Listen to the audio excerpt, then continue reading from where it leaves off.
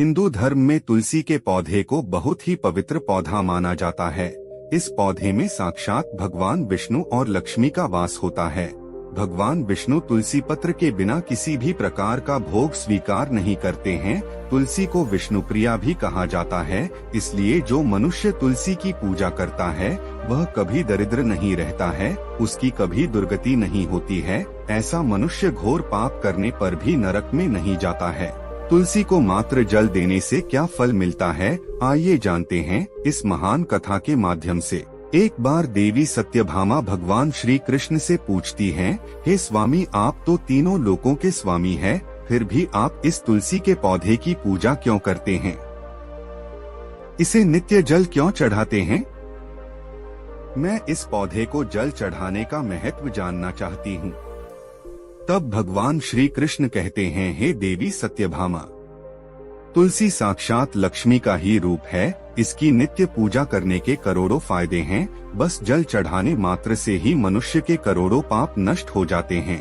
तुलसी को जल देने का महत्व बताने से पहले मैं तुम्हें एक अत्यंत प्राचीन कथा सुनाता हूँ। इस कथा के माध्यम से आपके सारे प्रश्नों के उत्तर मिल जाएंगे, इसीलिए आप इस कथा को ध्यान से सुने। श्री कृष्ण कहते हैं, हे देवी, जो भी मनुष्य केवल इस कथा का श्रवण कर लेता है उसे 100 वर्षों तक तुलसी को जल देने का फल प्राप्त होता है। देवी सत्यभामा कहती है, हे प्रभु, मैं इस कथा को अवश्य सुनना चाहती हूँ। आप मुझे वह कथा सुनाइए, मैं इसे पूरे ध्यान से सुनूंगी। तब भगवान श्री कृष्ण देवी सत्यभामा को तुलसी को जल देने के महत्व की कथा सुनाते हैं। हे देवी सत्यभामा, इस विषय में एक प्राचीन इतिहास है जो बहुत ही उत्तम और पुण्य फल प्रदान करने वाला है। पूर्व कल की बात है। अवंतीपुर में धनेश्वर नाम का ब्राह्मण रहता था। वह जन्म से तो ब्राह्मण था, किंतु वह काम से भ्रष्ट, कपटी बुद्धि वाला, कंबल तथा चमड़ा आदि बेचकर धन कमाने वाला तथा अत्यधिक झूठ बोलने वाला था। उसका मन हमेशा बुरे काम करने में लगा रहता था। वह चोरी, वेश्यागमन तथा जुए में आसक्त रहता था। उसने अपने जीवन में कभी पुण्य का काम नहीं किया, शास्त्रों का अध्ययन नहीं किया, पूजा पाठ भी नहीं किया। सदैव अपना मन दूसरों के धन पर लगाकर रखता था। वह दिन में धन कमाता और रात्रि में वेश्याओं के साथ रात बीतता था। इस प्रकार से वह अत्यंत पापी धनेश्वर ब्राह्मण अपना जीवन केवल पाप करने में व्यतीत करता था। उसने अपने मुख से कभी भगवान विष्णु का नाम भी नहीं लिया और न कभी देवी देवताओं का पूजन किया। इस प्रकार से पाप करते हुए उसे अनेक वर्ष बीत गए। फिर वह धनेश्वर ब्राह्मण खरीदी बिक्री करने के लिए माहिष्मतीपुरी में जा पहुँचता है। उस नगर के पास से नर्मदा नदी बहती है। उस स्थान पर उस नदी में स्नान करने के लिए दूर दूर से लोग आया करते हैं। फिर वह ब्राह्मण इस नदी के किनारे के एक आश्रम में ठहरता है। उस आश्रम में अनेक विद्वान ब्राह्मण पुराण का पाठन तथा भगवान विष्णु की स्तुति में मग्न थे। वह पाखंडी धनेश भी ढोंग करता हुआ वहीं पर उनके साथ रुक गया। उन विद्वान ब्राह्मणों के साथ रहकर उसे भी श्री हरि विष्णु के नाम सुनने का अवसर मिलता था। वह उस स्थान पर 1 महीने तक रुका। फिर वहां पर आए लोगों ने गायों का पूजन करके ब्राह्मणों को भोजन कराया, तो उस पापी ब्राह्मण ने भी उनके साथ बैठकर भोजन किया और भगवान का प्रसाद ग्रहण किया। वहीं पर उस आश्रम में एक तुलसी का पौधा था। वह ब्राह्मण जाने अनजाने में ही उस तुलसी के पौधे में पानी डालता था। उसके मन में कोई विचार नहीं था कि वह क्या कर रहा है। वह रोज सुबह उठकर पात्र में पानी लेकर तुलसी के पौधे में डालता था। फिर एक दिन वह आश्रम में सोया हुआ था तो उसे स्थान पर एक सर्प आ गया और उसे सर्प ने उसे नींद में ही काट लिया। उसे पापी ब्राह्मण की नींद में ही मृत्यु हो गई। सुबह जब अन्य ब्राह्मणों ने उसे बेहोश अवस्था में देखा तो उन्होंने उसके मुख में तुलसी पत्र और तुलसी का जल डाल दिया। फिर सभी ब्राह्मणों को पता चला कि उसकी मृत्यु हो गई है। उसे पापी ब्राह्मण की मृत्यु के बाद उस स्थान पर यम के दूत प्रकट हुए और उसे पढ़कर यमलोक ले जाने लगे। रास्ते में जाते हुए वह ब्राह्मण विलाप करने लगा और यमदूतों से कहने लगा, हे यमदूतों, मुझे कहाँ ले जा रहे हो? मेरी मृत्यु किस कारण से हुई है?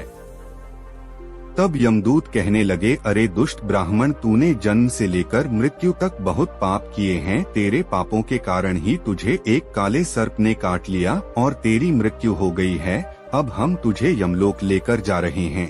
वहाँ पर यमराज तेरे पाप कर्मों का लेखा जोखा देखेंगे और निश्चित ही तुझे भी नरक में डालेंगे। फिर वह ब्राह्मण जोर जोर से विलाप करने लगा और उन यमदूतों से क्षमा याचना करने लगा, किंतु यम के दूतों को उस पर जरा सी भी दया नहीं आई और वह उसे पीटते हुए यमलोक लेकर गए।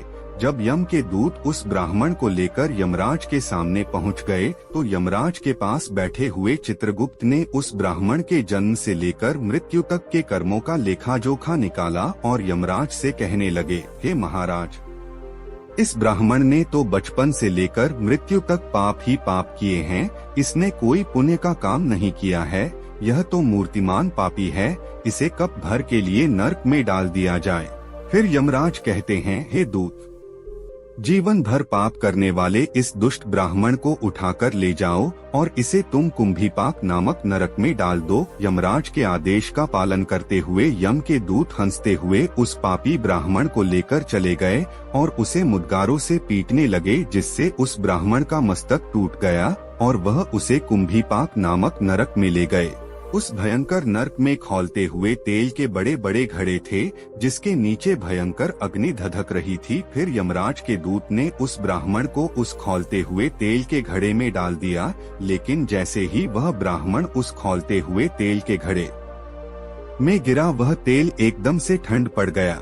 इस विचित्र घटना को देखकर उस यम के दूत को बड़ा आश्चर्य हुआ कि ऐसा पहले कभी नहीं हुआ था। उसने कितने ही पापियों को उस तेल के घड़े में डाला था, वह सभी उस खौलने तेल में गिरकर छटपटाने लगते थे, लेकिन जैसे ही वह ब्राह्मण गिरा, वह तेल अचानक से शांत और शीतल हो गया।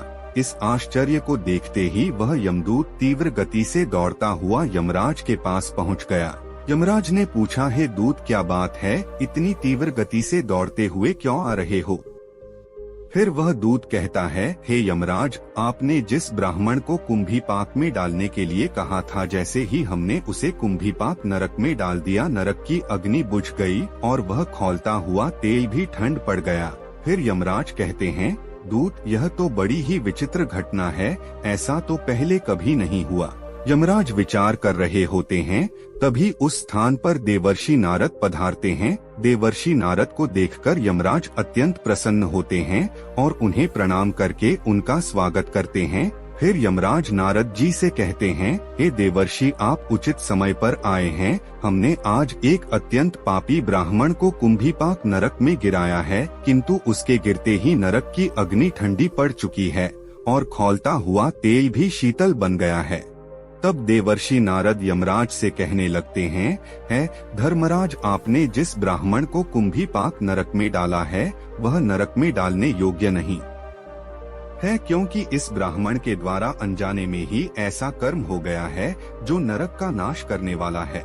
जो मनुष्य पुण्य करने वाले लोगों के साथ रहता है, उसे उनके पुण्य का भाग अवश्य मिलता है, और यह ब्राह्मण तो 1 महीने तक भगवान विष्णु के भक्तों के साथ रहा है। इस ब्राह्मण ने आश्रम में रहते हुए नित्य तुलसी को जल अर्पण किया है, इसीलिए यह बहुत बड़ा पुण्यवान बन गया है। इसके समस्त पाप नष्ट हो गए हैं। यह ब्राह्मण अब विष्णुलोक जाने का अधिकारी बन गया है। इस ब्राह्मण ने अनजाने में ही इतना पुण्य कमाया है जो जन्म जन्मांतर में मनुष्यों को प्राप्त नहीं होता है। इसीलिए आप इस नरक में ना पकाओ। इस ब्राह्मण के पापों के लिए इसे केवल इतना दंड दीजिए कि इसे नरकलोक का दर्शन कराइए। देवर्षि की बात सुनकर यमराज अत्यंत प्रसन्न होते हैं और ब्राह्मण को कुंभीपाक नरक से निकाल कर लाते हैं और अपने दूतों से कहते हैं, हे दूत, इस ब्राह्मण महात्मा को ले जाओ और संपूर्ण नारकों का दर्शन कराओ। फिर यम के दूत उस ब्राह्मण को ले जाते हैं और संपूर्ण नारकों का दर्शन करने लगते हैं। भगवान श्री कृष्ण कहते हैं, हे देवी सत्यभामा, इस प्रकार से यह के दूध उस ब्राह्मण को संपूर्ण नारकों का दर्शन कराते हैं और यश लोक में ले जाते हैं और फिर वह ब्राह्मण एक यक्ष बन जाता है। श्री कृष्ण कहते हैं, हे देवी, वनस्पतियों में मुझे तुलसी प्रिय है, मानस में कार्तिक मास, तिथि में एकादशी और क्षेत्र में मुझे द्वारका प्रिय है। इसीलिए जो मनुष्य नित्य तुलसी की पूजा करता है, तुलसी को जल देता है, वह मुझे सबसे अधिक प्रिय है। उस मनुष्य की कभी दुर्गति नहीं होती है, वह कभी नरक में नहीं गिरता है। जिन घरों में तुलसी का पौधा सदैव ही हरा भरा रहता है, उस घर में सुख शांति और समृद्धि बनी रहती है। दोस्तों, भगवान विष्णु की पूजा में और उन्हें चढ़ाए जाने वाले भोग में तुलसी के पत्र आवश्यक होने चाहिए, क्योंकि तुलसी पत्र के बिना भगवान विष्णु किसी भी प्रकार का भोग स्वीकार नहीं करते हैं। इसीलिए प्रत्येक घर में तुलसी का पौधा अवश्य होना चाहिए। अगर आपके घर में तुलसी है तो सुख शांति और समृद्धि के लिए तुलसी को चुनरी अवश्य चढ़ाने चाहिए। हमेशा ध्यान रहे कि तुलसी का पौधा चुनरी के बिना अधूरा होता है। तुलसी केवल एक पौधा नहीं है, बल्कि वह देवी है, विष्णु पत्नी है। इसीलिए तुलसी को चुनरी अवश्य ही चढ़ाने चाहिए। इससे पति पत्नी में प्रेम और विश्वास बढ़ता है। घर में रहने वाली महिलाएं सदा सुहागन और सौभाग्यशाली रहती है। तुलसी का विवाह भी अवश्य करना चाहिए। इससे मनुष्य के सभी दुखों का अंत होता है और सांसारिक जीवन सुखमय बीतता है। तुलसी के पौधे के पास अपने मुख से अपशब्द नहीं बोलनी चाहिए। तुलसी के पास भूल से भी जूते, चप्पल अथवा झाड़ू पोछा नहीं रखना चाहिए। इसे पाप माना गया है। जहाँ पर तुलसी का पौधा हो, उस स्थान के आसपास थूकने से घोर अनर्थ हो जाता है। तुलसी के पास जल से भरा हुआ पत्र भी नहीं रखना चाहिए। तुलसी के पौधे के पास दीपक जलाने के बाद दीपक को वहां से हटा देना चाहिए, क्योंकि तुलसी के नीचे बुझा हुआ दीपक रखना अशुभ माना जाता है। जिस स्थान पर भी तुलसी का पौधा होता है, उस स्थान को हमेशा ही स्वच्छ रखना चाहिए। इसीलिए नियमित रूप से तुलसी के पौधे की पास साफ सफाई का ध्यान रखें। तुलसी के पौधे में शिवलिंग और गणेश जी की प्रतिमा नहीं रखनी चाहिए। साथ ही तुलसी के गमले में अन्य किसी भी प्रकार का पौधा भी लगाना अशुभ होता है। तुलसी के पौधे के पास कपड़े भी नहीं सुखाने चाहिए, अन्यथा कपड़ों से गंदा पानी तुलसी के पौधे पर गिर सकता है। ध्यान रहे, तुलसी के पौधे को नाखून से नहीं तोड़ना चाहिए, इससे तुलसी का अपमान होता है। यदि तुलसी के पत्ते सूखकर गिर जाते हैं तो उन्हें कचरे में नहीं फेंकना चाहिए। उन पत्तों को आप तुलसी की मिट्टी में ही दबा दें। रविवार के दिन तुलसी के पत्ते नहीं तोड़ने चाहिए और रविवार को तुलसी को जल भी नहीं चढ़ाना चाहिए। बाकी अन्य दिन नित्य बिना चुके तुलसी को सुबह जल देना चाहिए और शाम के समय एक दीपक जलाना चाहिए। अक्सर महिलाएं स्नान के बाद अपने बाल खुला रखकर ही तुलसी को जल देती है। ऐसा करना गलत होता है। महिलाओं को हमेशा ही अपने बाल बांधकर माथे पर सिंदूर लगाकर ही तुलसी में जल देना चाहिए। इससे तुलसी का आशीर्वाद प्राप्त होता है। घर में तुलसी का पौधा लगाते समय ध्यान रहे कि इसके लिए गंदी मिट्टी का उपयोग न करें। तुलसी के पौधे के लिए शमशान की अथवा गंदे वाले स्थान की मिट्टी का कभी उपयोग नहीं करना चाहिए। इससे तुलसी माँ रूठ जाती है और सूखने लगती है। तुलसी का पौधा कभी गंदे स्थान पर नहीं लगना चाहिए, जैसे नाली अथवा बाथरूम के पास तुलसी का पौधा कभी नहीं रखना चाहिए, अन्यथा गंदा पानी तुलसी के पौधे में गिर सकता है, जो बहुत ही अशुभ माना गया है। घर में तुलसी का पौधा कभी सूखना नहीं चाहिए। शास्त्रों में ऐसी मान्यता है कि तुलसी का पौधा सूखना अकाल मृत्यु की सूचना देता है। घर में तुलसी का पौधा सूख जाए तो घर की सुख समृद्धि खत्म हो जाती है। सूखी हुई तुलसी में मां लक्ष्मी का वास नहीं होता है। शास्त्रों के अनुसार मासिक धर्म के दौरान महिलाओं को तुलसी के पौधे में पानी नहीं डालना चाहिए और तुलसी को स्पर्श करना भी वर्जित है। तुलसी को बिना स्नान किए जल नहीं देना चाहिए और पैरों में चप्पल आदि पहनकर भी तुलसी को जल न दें।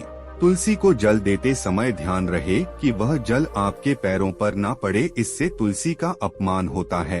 श्री कृष्ण कहते हैं, नित्य तुलसी के दर्शन से मनुष्य को स्वर्ग की प्राप्ति होती है और तुलसी पत्र के सेवन से उसके सभी पाप नष्ट हो जाते हैं। तुलसी का पौधा हमेशा ही घर के सामने लगाना चाहिए। इसे पूर्व अथवा उत्तर दिशा में लगाना सबसे अधिक शुभ होता है। तुलसी के पास मरुस्थलीय पौधे रखना बेहद अशुभ माना जाता है।